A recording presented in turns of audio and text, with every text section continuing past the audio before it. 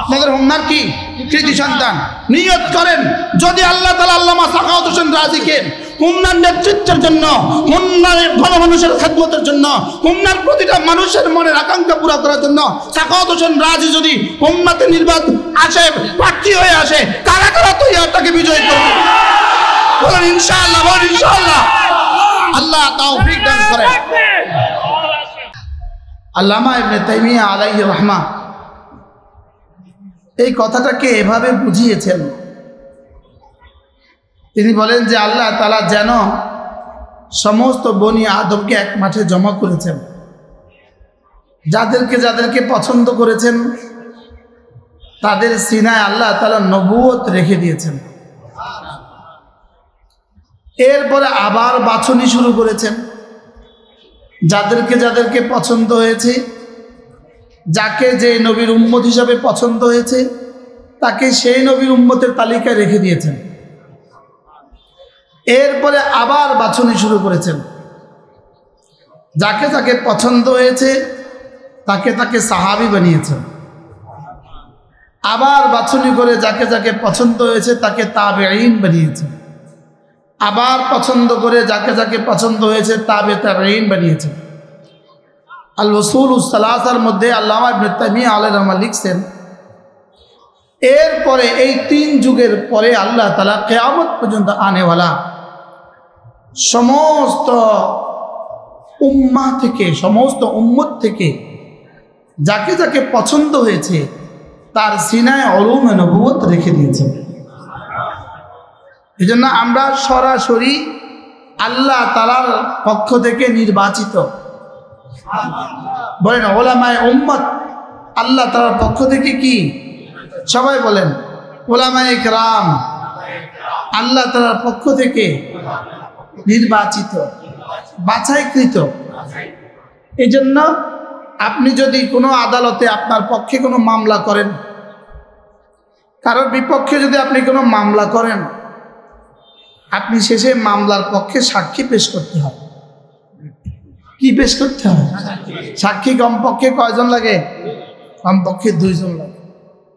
তো আল্লাহ তাআলাও যেন একটা মামলা দাখিল করেছেন, মামলা দায়ের করেছেন।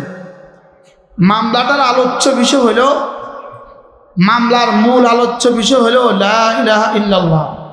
বলেন মূল আলোচ্য বিষয় কি? বলেন লা ইলাহা ইল্লাল্লাহ হলো মুকদ্দমা, এটা হলো মামলা। বাদী স্বয়ং রব্বুল আলামিন, বিবাদী সারা দুনিয়ার সমস্ত কুফফার। বিবাদী হলো বেঈমান। বলেন বিবাদী কারা? সমস্ত বেঈমান হলো বিবাদী। আর বাদী কে? স্বয়ং রব্বুল আলামিন হলেন বাদী।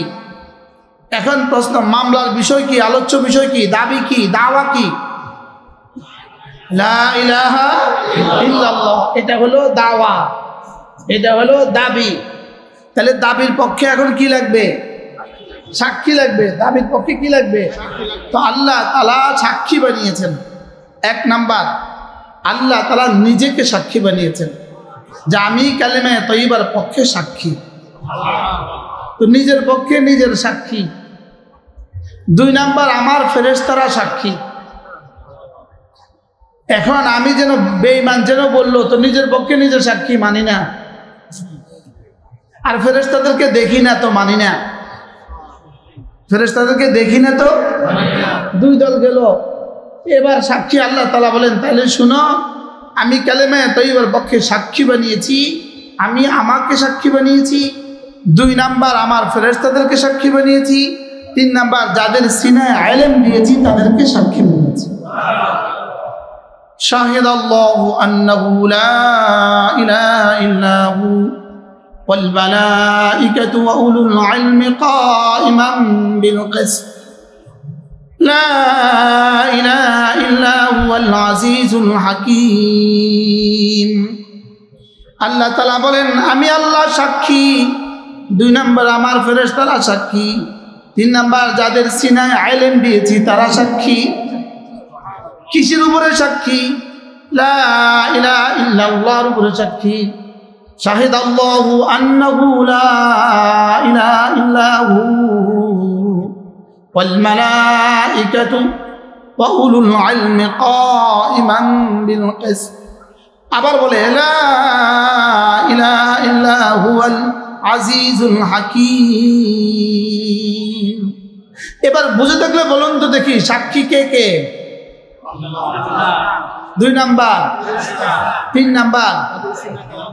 এই জন্য এক হাদিসে মজার কথা আছে, এই আয়াতে কারিমা কেউ যদি 5 ওয়াক্ত নামাজের পরে পড়ে, আয়াতুল কুরসি পড়ে, সূরা ফাতিহা পড়ে, শাহিদ আল্লাহ পড়ে, কুলিল্লাহুম্মা মালিকাল মুলক, 2 আয়াতে কারিমা পড়ে, তো আল্লাহর নবী বলেন আল্লাহ তাআলা তাকে 5টা পুরস্কার দান করেন। 1 নাম্বার, আল্লাহ তাআলা তার দিকে 70 বার রহমতের নজরে তাকান। 2 নাম্বার, তার 70টা প্রয়োজন আল্লাহ তাআলা পুরো করে দিবেন। 3 নাম্বার, তাকে আল্লাহ তাআলা জান্নাতে তার কাছে জায়গা দিবেন।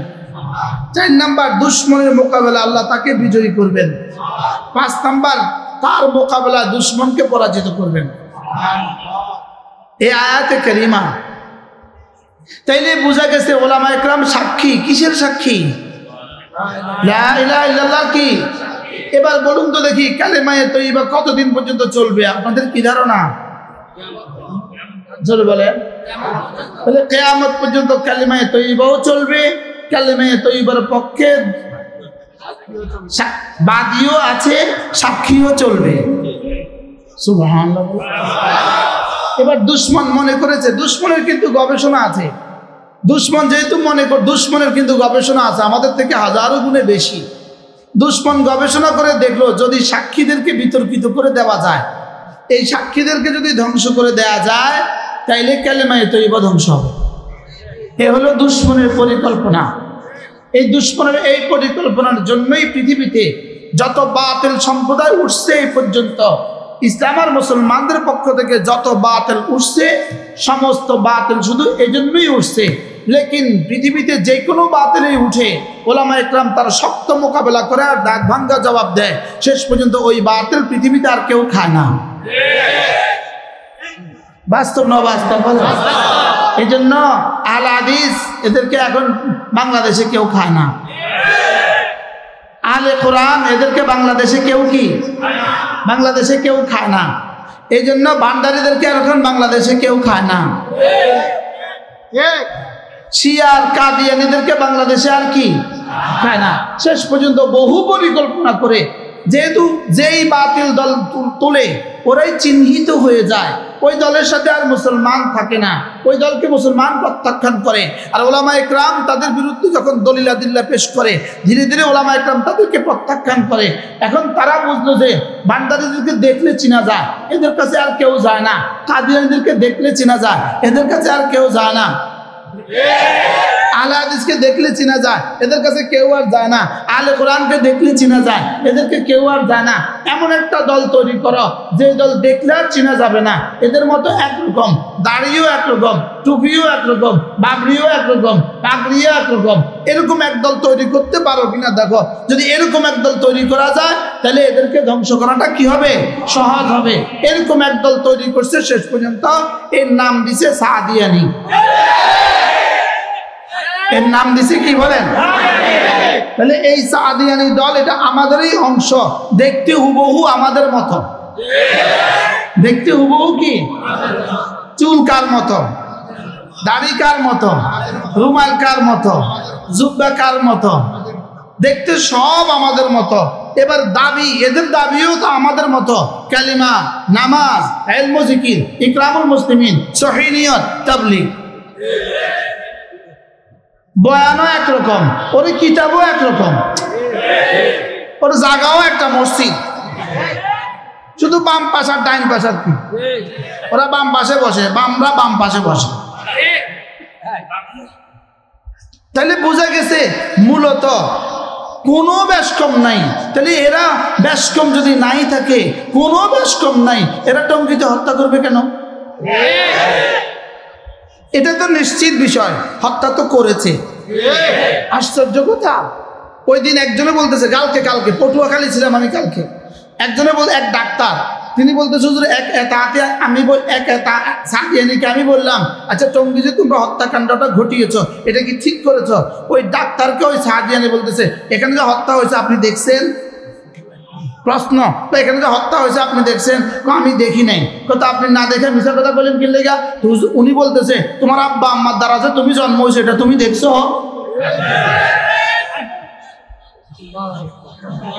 আমি তো আশ্চর্য হয়ে গেলাম, ডাক্তার সাহেব কেমনে কইলেন আপনি এটা?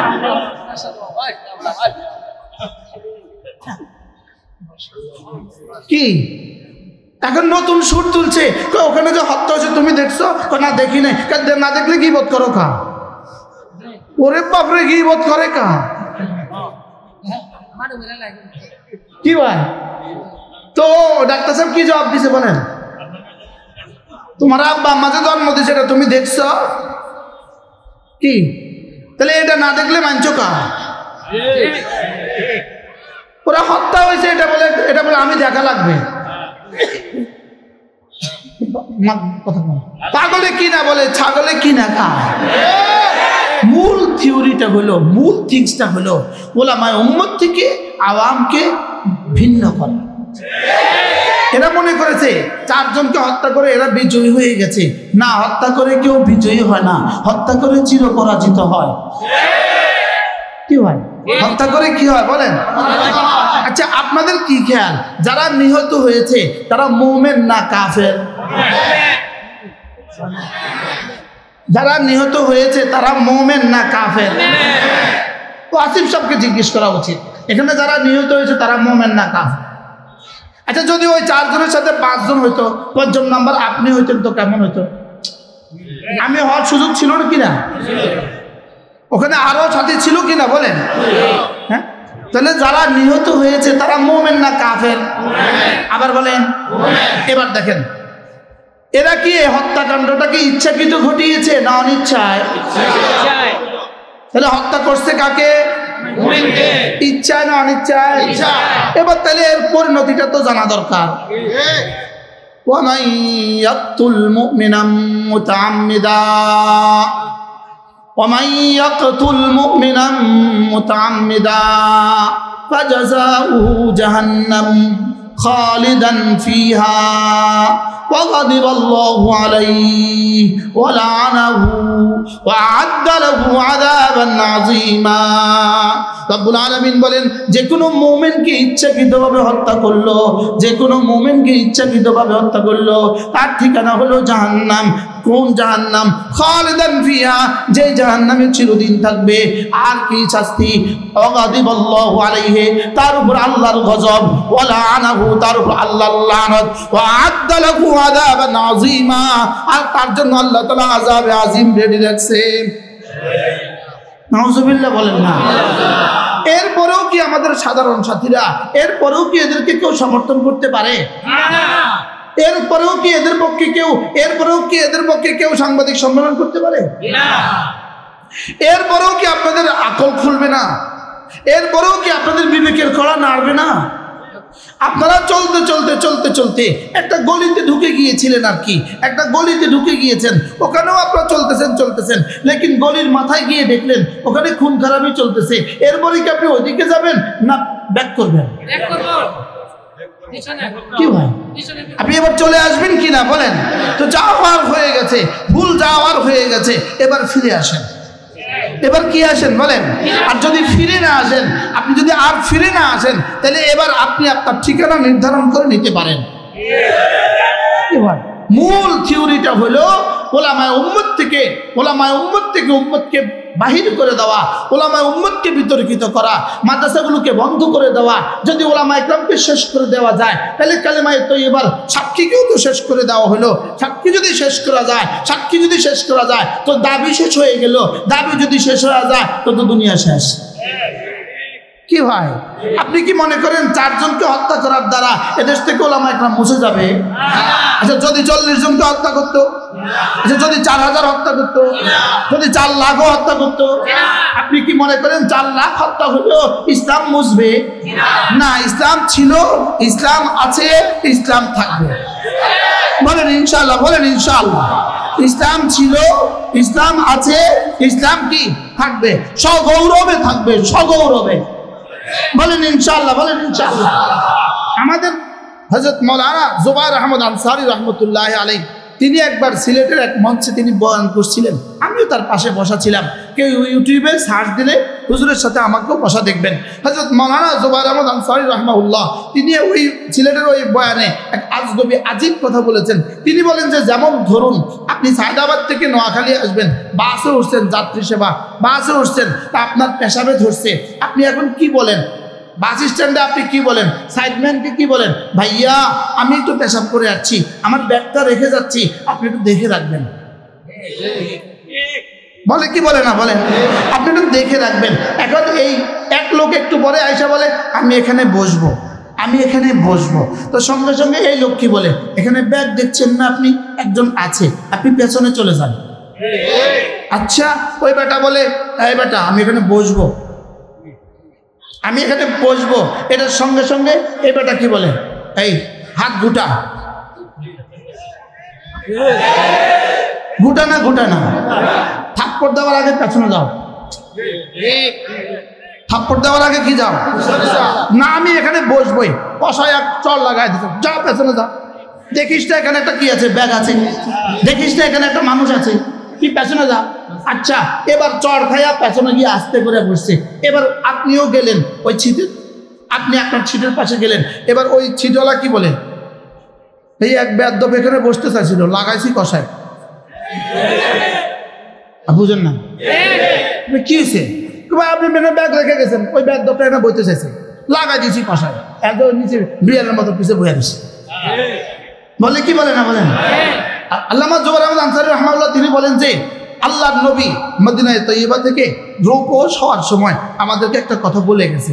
আচ্ছা এখানে যে এই বেটা আমরার লাগে যুদ্ধ করছে, ওই বেটার লগে, এই বেটার আপনি কি হন?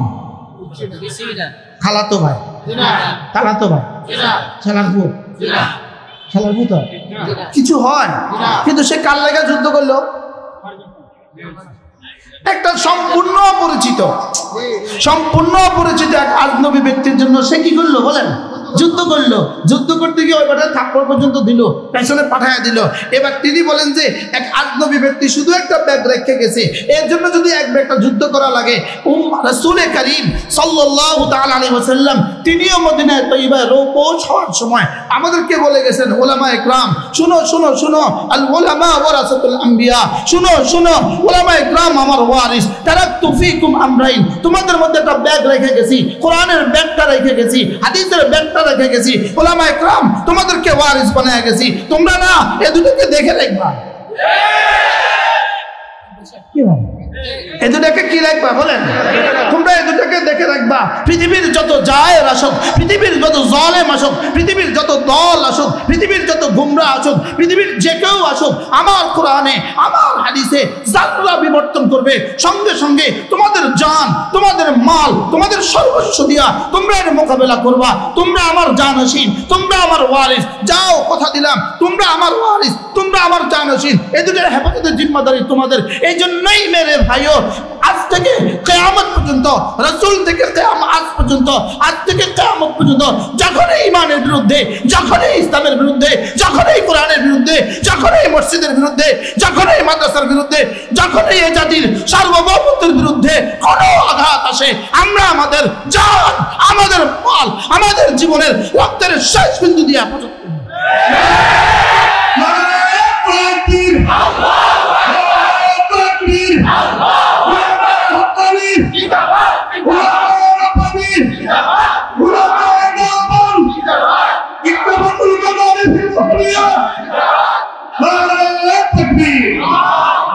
এই জন্য কেউ যদি সাংবাদিক সম্মেলন করে বলতে চাও জুবায়ের পন্থীরা তারা একদল, আমরা আরেক দল, উলামায়ে কেরাম তৃতীয় পক্ষ, তৃতীয় পক্ষ কেন আমাদের বিরুদ্ধে নাক গলাচ্ছে? আমরা তৃতীয় পক্ষ নই, আমরাই ইসলাম, আমরাই মসজিদ, আমরাই মাদ্রাসা। উলামায়ে কেরাম তৃতীয় পক্ষ? যারা উলামায়ে কেরামকে তৃতীয় পক্ষ বলতে পারে এরা ইহুদি তো হইতে পারে, হিন্দু তো হইতে পারে, রর এজেন্ট তো হইতে পারে, মুজাহিদের এজেন্ট তো হইতে পারে, তাবলীগওয়ালা হইতে পারে না। উলামায়ে কেরাম তৃতীয় পক্ষ দেশে তৃতীয় পক্ষকে, ও সাখাওয়াত হোসেন রাজি তৃতীয় পক্ষ, ও আল্লামা মামুনুল হক তৃতীয় পক্ষ, মুশতাকুর নবী তারা তৃতীয় পক্ষ না। আমরা তৃতীয় পক্ষ না, আমরাই ইসলাম, আমরাই কালিমা, আমরাই কোরআন, আমরা তৃতীয় পক্ষ। আমরা তৃতীয় পক্ষের দেশে কত বড় গাদ্দার। ওলামা ইকরামকে কি বলে? কালকেও বলছে সাংবাদিক সম্মেলনে ওলামা ইকরাম তৃতীয় পক্ষ। ওলামা ইকরাম এদেশের তৃতীয় পক্ষ। ইসলামের তো প্রথম পক্ষ আর দ্বিতীয় পক্ষ ইসলামের কে? ওলামা ইকরাম তৃতীয় পক্ষ হলে তোমরা কারা? এই জন্য ওলামা ইকরাম ছিল, ওলামা ইকরাম আছে, ওলামা ইকরাম থাকবে। বলেন আমরা ওলামা ইকরামের সাথে ছিলাম, আছি, থাকবো। বলেন ইনশাআল্লাহ, বলেন ইনশাআল্লাহ।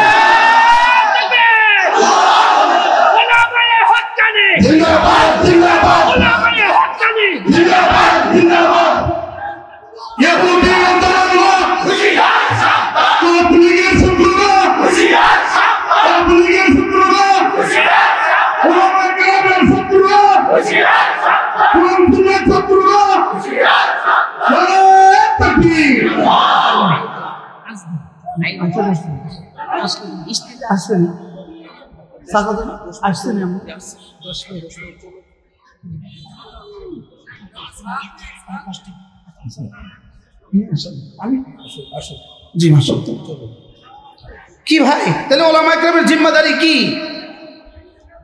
দোয়া করো হযরত মাওলানা জুনায়েদ বাবুনগরী রাহিমাহুল্লাহ তাআলা আল্লাহ তার কবরকে জান্নাতের টুকরো বানিয়ে দেন।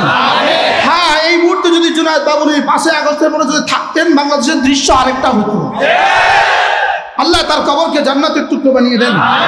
জুনায়েদ বাবুনগরী রাহিমাহুল্লাহ তাআলা তার জীবনের শেষ সময়ে চ্যালেঞ্জ ছুড়েছিলেন, ইসলামের এক চুল ইনহিরাফ ওলামা ইকরাম বরদাস্ত করবে না। এক চুল কমই বেশি আমরা আমাদের ইসলামকে করতে দিব না। এক চুল, বলেন এক চুল, এক চুল। আরে ফরজ বাদ দিবা, ওয়াজিব বাদ দিবা না, না, এক চুল ইনহিরাফ হবে না। বলেন না ইনশাআল্লাহ, বলেন ইনশাআল্লাহ। আল্লাহ আমাদেরকে তৌফিক দান করেন। আমি বলবো মুসলমান কান খাড়া করে শুনো, দাওয়াত আমার কাজ, তালিম আমার কাজ, তাবলীগ আমার কাজ, জিহাদ আমার কাজ, তাজকিয়া আমার কাজ। বলে সব আমার কাজ। কার কাজ? বলেন দাওয়াত আমার কাজ। দাওয়াত কার কাজ? সকলে বলেন আলহামদুলিল্লাহ। আপনাদের এই হোমনার কৃতি সন্তান, আপনাদের হোমনার কি কৃতি সন্তান। নিয়ত করেন যদি আল্লাহ তাআলা আল্লামা সাখাওয়াত হোসেন রাজিকে হোমনার নেতৃত্বের জন্য, হোমনার ভালো মানুষের খেদমতের জন্য, হোমনার প্রতিটা মানুষের মনের আকাঙ্ক্ষা পুরো করার জন্য সাখাওয়াত হোসেন রাজি যদি হোমনাতে নির্বাচন আসে, প্রার্থী হয়ে আসে, কারা কারা তৈরি তাকে বিজয়ী করবে? বলেন ইনশাআল্লাহ, বলেন ইনশাআল্লাহ। আল্লাহ তৌফিক দান করেন। আল্লাহ না শেষ না মনে থাকবে তো ইনশাআল্লাহ। আমরা আগামী সংসদ নির্বাচনে আল্লামা সাখাওয়াত হোসেন রাজিকে হোমনা থেকে দেখতে চাই ইনশাআল্লাহ। বলেন ইনশাআল্লাহ, বলেন ইনশাআল্লাহ। আল্লাহ তৌফিক দান করেন, আল্লাহ তৌফিক দান করেন, আল্লাহ তাআলা কবুল করেন। সুবহানাল্লাহি ওয়া বিহামদিহি, সুবহানাকাল্লাহ।